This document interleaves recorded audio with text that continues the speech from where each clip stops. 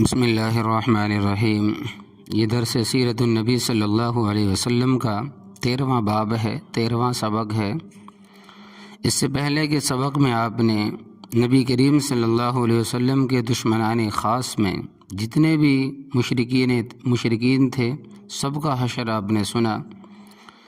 تو ناظرین کرام، ان واقعات سے اندازہ لگائیں کہ اسلام کی دعوت اور اشاعت میں جبر اور اکراہ سے کام لیا گیا یا ان کے دبانے اور مٹانے میں جبر اور تعدی سے کام لیا گیا۔ تعذیب مسلمین باطنہ فیہ الرحمہ وظاہرہ من قبلہ العذاب۔ جس قدر اسلام پھیلتا جاتا تھا اور مسلمان زیادہ ہوتے جاتے تھے، اسی قدر مشرکین مکہ کا غیظ و غضب زیادہ ہوتا جاتا تھا۔ جن مسلمانوں کا کوئی حامی اور مددگار تھا ان پر تو کفار مکہ کو کچھ زیادہ بس نہ چلتا تھا۔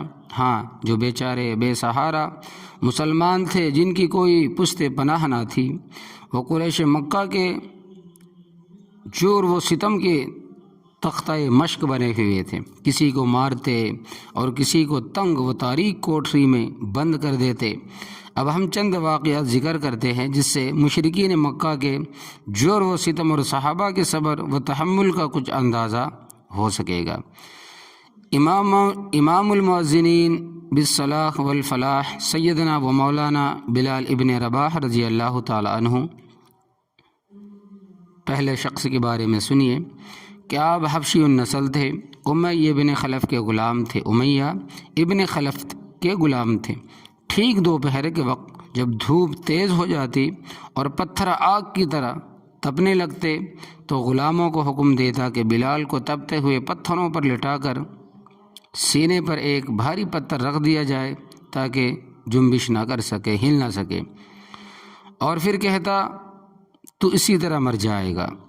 اگر نجات چاہتا ہے تو محمد صلی اللہ علیہ وسلم کا انکار کر اور لات عزا کی پرستش کر۔ لیکن بلال رضی اللہ تعالیٰ عنہ کی زبان سے اس وقت بھی احد احد احد ہی نکلتا، اور کبھی گائے کی کھال میں لپیٹتا، کبھی لوہے کی زرہ پہنا کر تیز دھوپ میں بٹھلاتا۔ اس تکلیف کی شدت میں بھی زبان مبارک سے احد احد نکلتا، اللہ ایک ہے، اللہ ایک ہے، اللہ ایک ہے۔ امیہ نے جب یہ دیکھا کہ بلال کے عزم و استقلال میں کوئی تزلزل ہی نہیں آتا، گلے میں رسی ڈال کر لڑکوں کے حوالے کیا کہ تمام شہر میں گھسیٹتے پھریں، مگر بلال کی زبان سے پھر وہی نکلتا، احد احد احد، اللہ ایک ہے، اللہ ایک ہے۔ یہی چیزیں صرف یہ زبان سے نکلتا، اللہ ایک، اللہ ایک۔ حسب معمول حضرت بلال رضی اللہ تعالیٰ عنہ اسی جور و ستم کے تخت مشق بنائے جا رہے تھے کہ حضرت ابو بکر صدیق رضی اللہ تعالیٰ عنہ اس طرف سے گزرے۔ یہ منظر دیکھ کر دل بھر آیا اور امیہ سے مخاطب ہو کر فرمایا، تو اس مسکین کے بارے میں خدا سے نہیں ڈرتا؟ اگر یہ ظلم و ستم کب تک، آخر یہ ظلم و ستم کب تک کرے گا؟ امیہ نے کہا کہ تم ہی نے تو اس کو خراب کیا، اب تم ہی اس کو چھڑاؤ۔ حضرت ابو بکر صدیق رضی اللہ تعالیٰ عنہ نے کہا کہ بہتر ہے، میرے پاس ایک غلام ہے جو نہایت قوی ہے اور تیرے دین پر نہایت قوت اور مضبوطی کے ساتھ قائم ہے، اس کو لے لو اور اس کے معاوضے میں بلال کو میرے حوالے کرو۔ امیہ نے کہا کہ میں نے قبول کیا۔ حضرت ابو بکر صدیق رضی اللہ تعالیٰ عنہ نے امیہ سے بلال رضی اللہ تعالیٰ عنہ کو لے کر آزاد فرما دیا۔ سیدنا و مولانا بلال رضی اللہ تعالیٰ عنہ کی پشت مبارک پر مشرکین کے جو ستم نے نشان اور داغ ڈال دیے تھے، چنانچہ حضرت بلال رضی اللہ تعالیٰ عنہ پر کبھی برہنہ پشت ہوتے تو داغ اور نشان نظر آتے۔ حضرت عمار ابن یاسر رضی اللہ تعالیٰ عنہما، عمار ابن یاسر اصل میں قحطانی الاصل میں ہے۔ آپ کے والد یاسر رضی اللہ تعالیٰ عنہ اپنے ایک مفقود الخبر بھائی کی تلاش میں مکہ مکرمہ آئے اور دو بھائی حارث اور مالک آپ کے ہمراہ تھے۔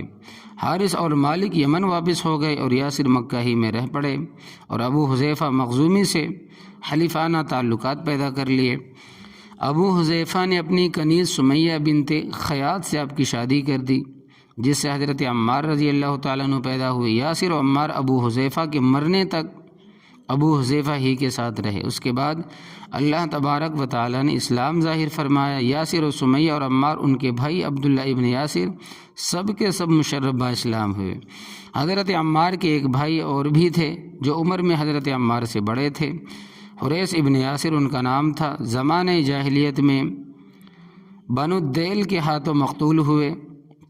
مکہ میں عمار ابن یاسر کا چونکہ کوئی قبیلہ اور کنبہ نہ تھا جو ان کا حامی اور مددگار ہوتا، اس لیے قریش نے ان کو بہت سخت تکلیفیں دیں۔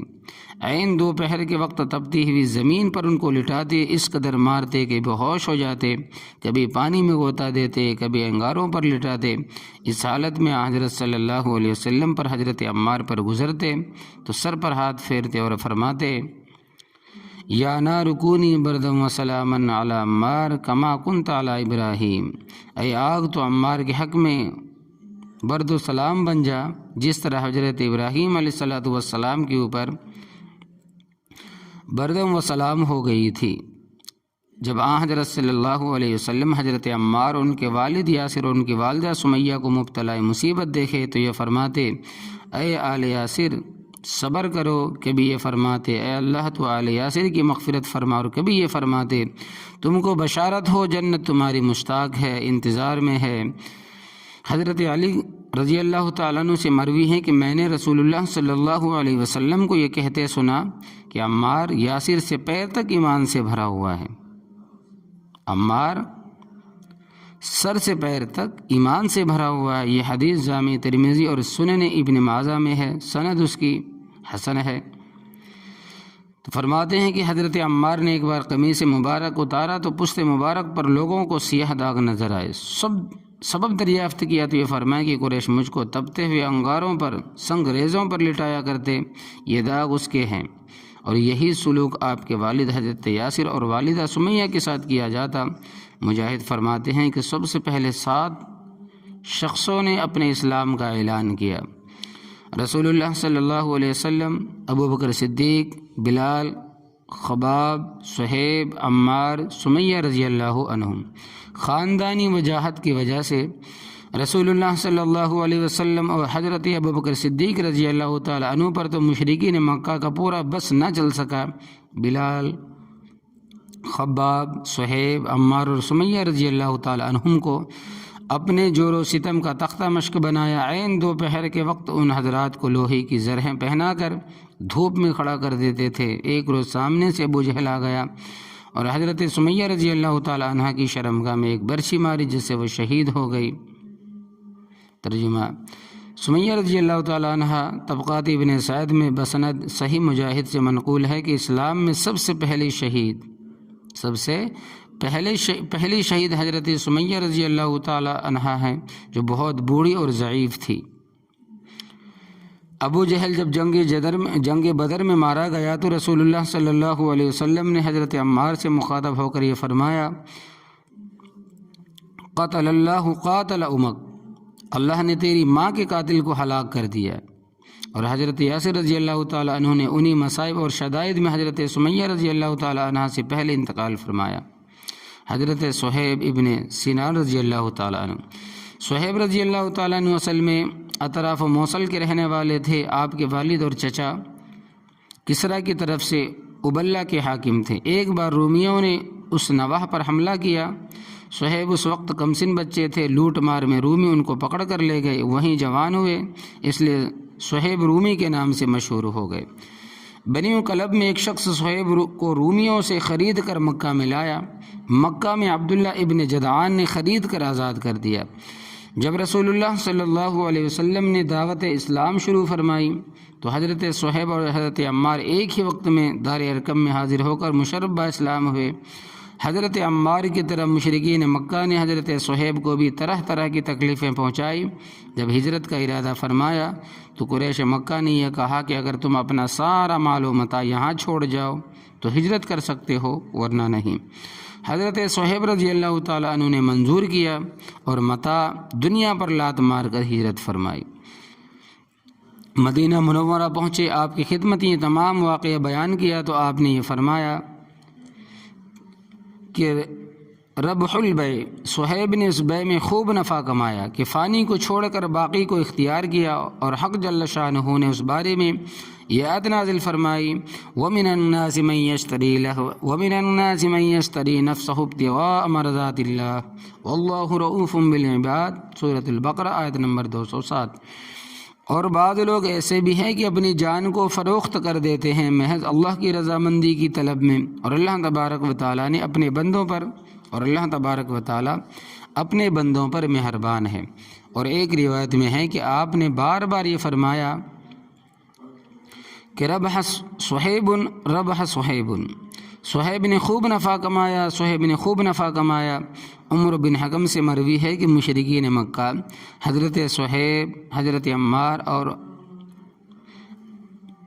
ابو فائدہ اور عامر ابن فہیرہ رضی اللہ تعالی عنہم وغیرہ ہم کو اس قدر تکلیفیں دیتے کہ بے خود اور بے ہوش ہو جاتے، اور بے خودی کا یہ عالم تھا کہ یہ بھی خبر نہ رہتی تھی کہ ہماری زبانوں سے کیا نکل رہا ہے۔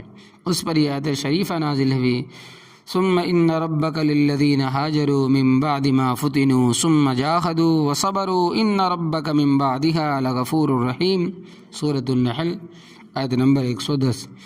تحقیق تیرا پروردگار ان لوگوں کے لیے جنہوں نے طرح طرح کے مصائب اور فتنوں کے بعد ہجرت کی اور پھر جہاد کیا، صبر کیا، ان باتوں کے بعد تیرا رب ان کی مغفرت کرنے والا اور ان پر رحمت کرنے والا ہے۔ یہ آیت انہی حضرات کے بارے میں نازل ہوئی۔ حضرت خباب ابن الارت رضی اللہ تعالیٰ عنہ سابقین اولین میں سے ہیں۔ کہا جاتا ہے کہ چھٹے مسلمان ہے، دار ارقم میں داخل ہونے سے پہلے مشرف با اسلام ہوئے۔ انمار کے غلام تھے۔ جب آپ اسلام لائے تو انمار نے آپ کو سخت ایذائیں پہنچائی۔ ایک مرتبہ حضرت خباب حضرت عمر رضی اللہ تعالیٰ عنہ سے ملنے گئے تو حضرت عمر رضی اللہ تعالیٰ عنہ نے آپ رضی اللہ تعالیٰ عنہ کو اپنی مسند پر بٹھایا اور یہ فرمایا کہ اس مسند کا تم سے زیادہ کوئی مستحق نہیں مگر بلال رضی اللہ تعالیٰ عنہ۔ اس پر حضرت خباب رضی اللہ تعالیٰ عنہ نے عرض کیا اے امیر المؤمنین، بلال بھی مجھ سے زیادہ مستحق نہیں، اس لیے کہ ان شدائد و مصائب میں بعض مشرکین مکہ بلال کے تو حامی اور ہمدرد تھے مگر میرا کوئی بھی حامی نہ تھا۔ ایک روز مشرکین مکہ نے مجھ کو دہکتے ہوئے انگاروں پر چت لٹایا، اور ایک شخص نے میرے سینہ پر اپنا پیر رکھ دیا تاکہ میں ہل نہ سکوں، جنبش نہ کر سکوں، اور پھر کرتا اٹھا کر پشت پر برس کے داغ دکھلائے۔ خباب ابن الارت فرماتے ہیں کہ میں زمانۂ جاہلیت میں لوہار تھا، تلواریں بنایا کرتا تھا۔ ایک بار عاص ابن وائل نے تلوار بنوائی، جب قیمت کے تقاضے کے لیے آیا تو عاص بن وائل نے یہ کہا میں تم کو ایک کوڑی نہ دوں گا جب تک محمد صلی اللہ علیہ وسلم کا انکار نہ کرو۔ خباب نے کہا اگر تو مر بھی جائے اور پھر زندہ ہو تب بھی محمد صلی اللہ علیہ وسلم کا انکار نہ کروں گا۔ عاص نے کہا کہ میں مرنے کے بعد پھر زندہ کیا جاؤں گا۔ خباب رضی اللہ تعالیٰ عنہ نے فرمایا کہ ہاں۔ عاص نے کہا کہ جب خدا مجھ کو موت دے گا اور پھر دوبارہ زندہ کرے گا اور اسی طرح مال اور اولاد میرے ساتھ ہوگا تو اس وقت تمہارا قرض ادا کر دوں گا۔ اس پر یہ آیت نازل ہوئی افرأیت الذی کفر بآیاتنا وقال لأوتین مالا وولدا اطلع الغیب ام اتخذ عند الرحمن عہدا کلا سنکتب ما یقول ونمد له من العذاب مدا وَنَرِثُهُ مَا يَقُولُ وَيَأْتِينَا فَرْدًا، سورہ مریم آیت نمبر 77 تا 80۔ بھلا آپ نے اس شخص کو بھی دیکھا جو ہماری آیتوں کا انکار کرتا اور یہ کہتا ہے کہ آخرت میں مجھ کو مال اور اولاد دیے جائیں گے؟ کیا وہ غیب پر مطلع ہو گیا ہے، ان کو معلوم ہو گیا ہے غیب کی باتوں کا؟ کیا خدا تعالیٰ سے کوئی عہد کیا ہے؟ ہرگز نہیں، بالکل غلط کہتا ہے۔ جو بھی زبان سے کہتا ہم اس کو لکھ لیتے ہیں تاکہ قیامت کے دن اس پر حجت قائم ہو، اس پر عذاب بڑھاتے چلے جائیں گے، اور جس مال و اولاد کو وہ کہتا ہے وہ سب کے ہم وارث ہوں گے، اور وہ ہمارے پاس مال و اولاد سے خالی ہاتھ آئے گا۔ تو یہ حضرت خباب ابن الارت رضی اللہ تعالیٰ عنہ۔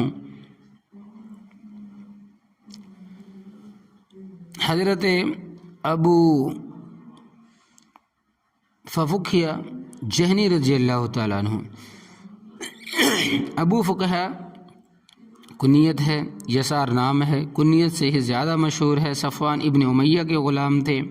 امیہ ابن خلف کبھی آپ کے پیر میں رسی بندھوا کر گھسیٹواتا، کبھی لوہے کی بیڑیاں ڈال کر جلتی ہوئی زمین پر الٹا لٹاتا اور پشت پر ایک بڑا بھاری پتھر رکھوا دیتا، حتیٰ کہ آپ بے ہوش ہو جاتے اور کبھی آپ کا گلا گھونٹا جاتا۔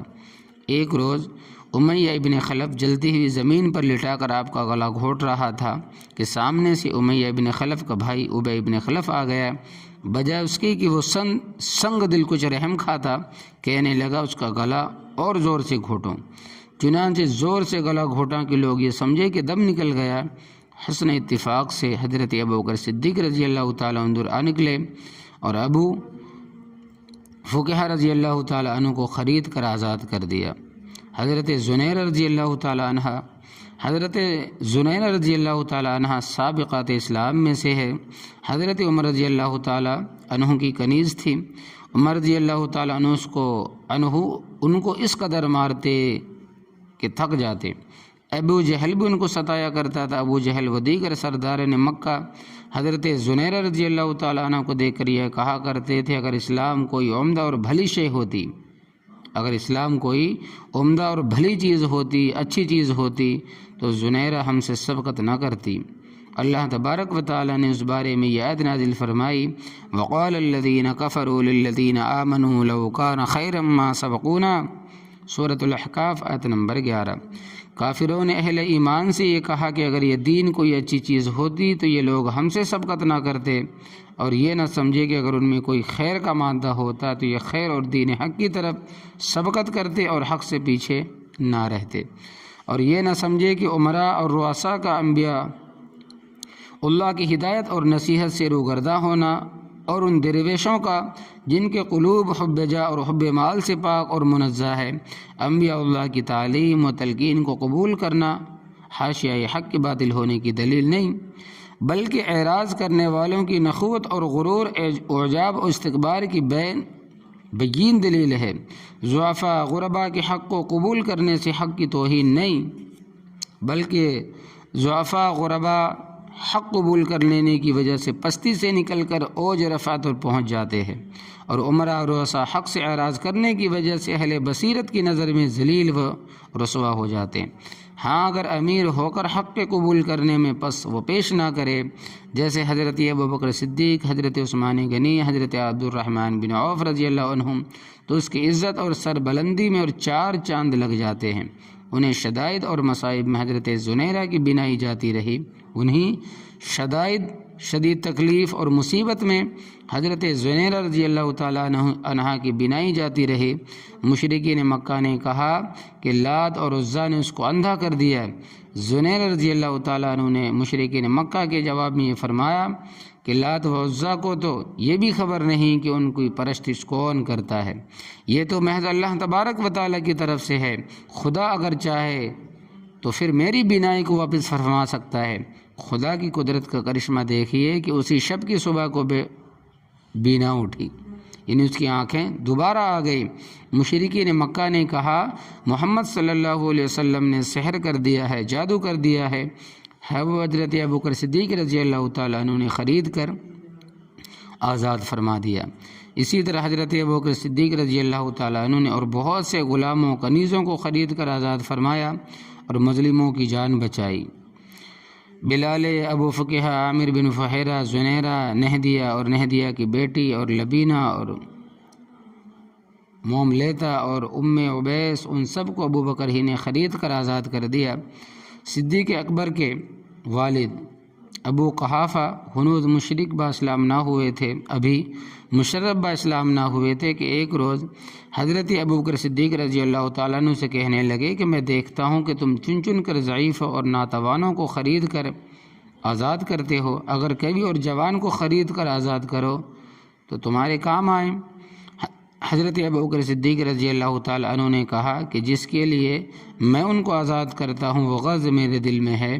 اس پر اللہ جل شانہ نے یہ آیت نازل فرمائی، فَأَمَّا مَنْ أَعْطَىٰ وَاتَّقَىٰ وَصَدَّقَ بِالْحُسْنَىٰ فَسَنُيَسِّرُهُ لِلْيُسْرَىٰ وَأَمَّا مَنْ بَخِلَ وَاسْتَغْنَىٰ وَكَذَّبَ بِالْحُسْنَىٰ فَسَنُيَسِّرُهُ لِلْعُسْرَىٰ وَمَا يُغْنِي عَنْهُ مَالُهُ اذا تردى ان علينا للهدى وان لنا للآخرة والأولى فانذرتكم نارا تلظى لا يصلاها الا الاشقى الذي كذب وتولى وسيجنبها الاتقى الذي يؤتي ماله يتزكى وما لأحد عنده من نعمة تجزى الا ابتغاء وجه ربه الاعلى ولسوف يرضى۔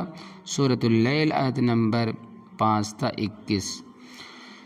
مانے پس جس نے خدا کی راہ میں دیا اور اللہ تبارک و تعالی سے ڈرا اور اچھی بات یعنی ملت اسلام کی تصدیق کی، پس توفیق دیں گے ہم اس کو اعمال جنت کی، اور جس نے بخل کیا اور بے پرواہ بنا اور ملت نیک کی تکذیب کی، اس کے لیے اعمال بد کو آسان کر دیں گے، اور بربادی کے وقت اس کو مال و دولت کو کوئی نفع نہ دے گا، اور ہمارے ہی قبضے میں ہدایت ہے اور ہم ہی دنیا و آخرت کے مالک ہیں۔ پس میں تم کو دہکتی ہوئی آگ سے ڈراتا ہوں، اس میں ہمیشہ کے لیے وہی شخص داخل ہوگا جو سب سے زیادہ بدبخت ہوگا، جس نے دین حق کی تکذیب کی اور اس سے روگردانی کی، اور اس آگ سے وہ شخص بالکل محفوظ رہے گا جو سب سے زیادہ متقی اور پرہیزگار ہے اور اپنا مال پاک ہونے کے لیے خدا کی راہ میں دیتا ہے۔ اس کے ذمے کسی کا احسان نہیں کہ اس کا بدلہ دیتا ہوں، محض خداوند تعالیٰ کی رضامندی اور خوشنودی مقصود ہے۔ اس شخص کو آخرت میں ہم ایسی نعمت عطا فرمائیں گے جن کو دیکھ کر یہ ضرور راضی اور خوش ہوگا۔ یہ آیات بالاجماع ابوبکر صدیق رضی اللہ تعالیٰ عنہ کے بارے میں اتری ہے، جس میں ابوبکر صدیق رضی اللہ تعالیٰ عنہ کو اتقا کہا گیا، یعنی سب سے بڑا پرہیزگار اور سب سے زیادہ خدا سے ڈرنے والا، اور سورہ حجرات میں ہے کہ ان اکرمکم عند اللہ اتقاکم، سورۃ الحجرات آیت نمبر 13۔ تحقیق تم میں سب سے زیادہ خدا کے نزدیک مکرم اور بزرگ ترین وہ شخص ہے جو تم میں سے زیادہ پرہیزگار اور خدا سے ڈرنے والا ہو۔ معلوم ہوا کہ خدا تعالیٰ کے نزدیک نبی کریم صلی اللہ علیہ وسلم کے بعد امت میں بزرگ ترین ہستی حضرت ابوبکر صدیق رضی اللہ تعالیٰ عنہ کی تھی، اور حضور پرنور کے بعد وہی سب سے افضل تھے جنہوں نے ابتدا ہی سے اسلام کی جان و مال سے مدد کی اور غلاموں کو خرید کر آزاد کیا۔ حضرت ابوبکر صدیق رضی اللہ تعالیٰ عنہ نے 40,000 درہم کا سرمایہ 13 سال میں اسلام اور مسلمانوں پر خرچ کر ڈالا، اور جو بچا وہ سفر ہجرت اور مسجد نبوی کی زمین کی خریداری پر صرف ہو گیا، خرچ ہو گیا۔ جب کپڑا نہ رہا تو ابوبکر کمبل اوڑھ کر دربار نبوت میں حاضر ہوئے اور عرض کیا کہ میں اپنے پروردگار سے بے حد راضی ہوں۔ بعد شیعہ کہتے ہیں کہ یہ صورت حضرت علی رضی اللہ تعالیٰ عنہ کے بارے میں نازل ہوئی۔ جواب یہ ہے کہ اس صورت کے تمام الفاظ اس بات کے گواہ ہیں۔ یہ صورت اس شخص کے بارے میں نازل ہوئی جس نے اپنا مال و دولت محض خدا کی خوشنودی اور رضامندی کے لیے خدا کی راہ میں لٹا دیا۔ اور ساری دنیا کو معلوم ہے کہ حضرت علی اس وقت صغیر السن تھے، چھوٹے بچے تھے۔ ابو طالب کی ناداری کی وجہ سے حضرت صلی اللہ علیہ وسلم کی تربیت اور کفالت میں تھے۔ ان میں نہ مالی طاقت تھی نہ بدنی جو اسلام کو مدد پہنچا سکتے تھے، وہ کیسے ان آیات کا مصداق بن سکتے؟ نیز حضرت ابوبکر صدیق رضی اللہ تعالیٰ عنہ نے اسلام کی جان و مال سے اس قدر مدد کی جب اسلام بے کس و بے یار و مددگار تھا۔ ایسے وقت میں مدد موجب صد فضیلت حق تعالی شانہ کا ارشاد ہے کہ لا یستوی منکم من انفق من قبل الفتح وقاتل اولئک اعظم درجة من الذین انفقوا من بعد وقاتلوا وکلا وعد اللہ الحسنى، سورۃ الحدید آیت نمبر 10۔ برابر نہیں ہے تم میں سے وہ لوگ جنہوں نے خرچ کیا اور جہاد کیا فتح مکہ سے پہلے، بلکہ یہ لوگ درجے اور مرتبے میں ان لوگوں سے بہت بڑھ کر ہے جنہوں نے مکہ فتح ہونے کے بعد خرچ کیا اور جہاد کیا، اور وعدہ نیکی کا اللہ تبارک و تعالیٰ نے ہر ایک سے کیا ہے۔ فتح مکہ کے بعد اسلام غنی ہو گیا، مالدار ہو گیا، اس وقت نصرت و اعانت کی ضرورت نہ رہی۔ اسی وجہ سے نبی کریم صلی اللہ علیہ وسلم کے بعد تمام امت میں حضرت ابوبکر صدیق رضی اللہ تعالیٰ عنہ سب سے افضل ہے، اس لیے کہ گزشتہ آیات کی بنا پر ان کا اتقا ہونا معلوم جو ان کے ارکم عند اللہ ہونے کی دلیل ہے، اور دوسری آیت سے ان کا اعظم درجتاً ہونا معلوم ہو، اس لیے کہ انہوں نے فتح مکہ سے پہلے اسلام کی مدد کی اور خدا کی راہ میں جان و مال سے اسلام کی مدد کی۔ اور ابوبکر صدیق رضی اللہ تعالیٰ عنہ کی اسلام میں سبقت پہلے گزر چکی، اور سفر ہجرت میں حضرت صلی اللہ علیہ وسلم کی مرافقت اور غار میں آپ کی معیت اور مرض الوفات میں امامت کا بیان انشاءاللہ تبارک و تعالی آئندہ آئے گا۔ یہ تمام امور حضرت ابوبکر صدیق رضی اللہ تعالیٰ عنہ کے افضلیت کے دلائل ہے۔ الغرض، قریش نے مسلمانوں کی ایذا رسانی میں کوئی دقیقہ نہ اٹھا رکھا، درختوں پر بھی لٹکایا، پیروں میں رسیاں باندھ کر بھی گھسیٹا، پیٹ اور پیٹھ پر تپتی ہوئی سلیبی رکھیں، سبھی کچھ کیا، مگر دین حق سے کسی ایک کا قدم بھی نہ ڈگمگایا۔ سختیاں صعوبتیں جھیلتے ہوئے مر گئے، مگر اسلام سے منحرف نہ ہوئے۔ رضی اللہ عنہم ورضوا عنہ۔ یہ تو ان لوگوں کا ذکر تھا جب کسی کے غلام یا غریب الوطن تھے۔ مشرکین کے دست ستم سے وہ لوگ بھی محفوظ نہ رہے جن کو خاندانی عزت اور وجاہت بھی حاصل تھی۔ نمبر 1، حضرت عثمان غنی رضی اللہ تعالیٰ عنہ جب اسلام لائے تو ان کے چچا حاکم ابن ابی العاص نے ان کو رسی میں باندھ دیا اور کہا کہ تو نے آباء و اجداد کا مذہب چھوڑ کر ایک نیا دین اختیار کر لیا۔ حضرت عثمان غنی رضی اللہ تعالیٰ عنہ نے جواب میں ارشاد فرمایا کہ خدا کی قسم میں اس دین کو کبھی نہیں چھوڑوں گا اور نہ کبھی اس سے علیحدہ ہوں گا۔ حاکم نے جب یہ دیکھا کہ اس دین پر اس قدر محکم اور پختہ ہے تو چھوڑ دیا۔ نمبر 2، حضرت زبیر ابن عوام رضی اللہ تعالیٰ عنہ جب اسلام لائے تو ان کے چچا ان کو ایک بوریے میں لپیٹ کر دھواں دیتے تاکہ وہ پھر کفر کی طرف لوٹ آئے، مگر حضرت زبیر رضی اللہ تعالیٰ عنہ یہ فرماتے کہ لا اکفر ابداً، میں کبھی بھی کفر نہیں کروں گا۔ نمبر 3، حضرت عمر رضی اللہ تعالیٰ عنہ کے بہن بھائی اور چچا زاد بھائی سعید ابن زید جب اسلام لائے تو حضرت عمر نے ان کو رسیوں سے باندھا۔ نمبر 4، خالد ابن سعید ابن العاص رضی اللہ تعالیٰ عنہ جب اسلام لائے تو باپ نے اس قدر مارا کہ سر زخمی ہو گیا اور کھانا پینا بند کر دیا۔ مفصل واقعہ پہلے ان کا گزر چکا ہے۔ حضرت ابوبکر صدیق رضی اللہ تعالیٰ عنہ اور حضرت طلحہ رضی اللہ تعالیٰ عنہ جب اسلام لائے تو نوفل بن خویلد نے جو قریش کے شیر کہلاتے تھے دونوں کو پکڑ کر ایک رسی میں باندھ دیا۔ اسی وجہ سے ابوبکر طلحہ رضی اللہ تعالیٰ عنہ قرنین یعنی دونوں ایک قرن یعنی ایک رسی میں بندھے ہوئے کہلاتے ہیں۔ ولید ابن ولید نمبر 6 اور عیاش ابن ابی ربیعہ اور سلمہ ابن حشام رضی اللہ تعالیٰ عنہ جب اسلام لائے تو کفار نے اس قدر اذیتیں پہنچائی کہ ہجرت بھی نہ کرنے دی۔ ہجرت ہی سے ان مصائب کا خاتمہ ہو جاتا۔ حضرت صلی اللہ علیہ وسلم مدینہ منورہ میں ان لوگوں کی مشرکین مکہ سے خلاصی اور رہائی کے لیے نام بنام صبح کی نماز میں دعا فرمایا کرتے تھے، اے اللہ تو ولید ابن ولید، عیاش ابن ربیعہ اور سلمہ ابن حشام کو مشرکین کے پنجۂ ظلم سے نجات دے۔ نمبر 7، حضرت ابو ذر غفاری رضی اللہ تعالیٰ عنہ جب اسلام لائے مسجد حرام میں اپنے اسلام کا اعلان کیا تو مشرکین مکہ نے اتنا مارا کہ زمین پر لٹایا۔ حضرت عباس رضی اللہ تعالیٰ عنہ نے آ کر بچایا۔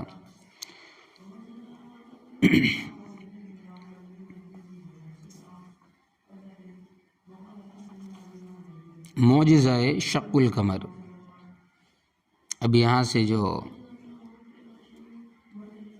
درس انشاءاللہ تبارک و تعالی چالو ہوگا اگلے جمعے میں، یہ معجزہ شق القمر کا یعنی چاند کا 2 ٹکڑے ہونا۔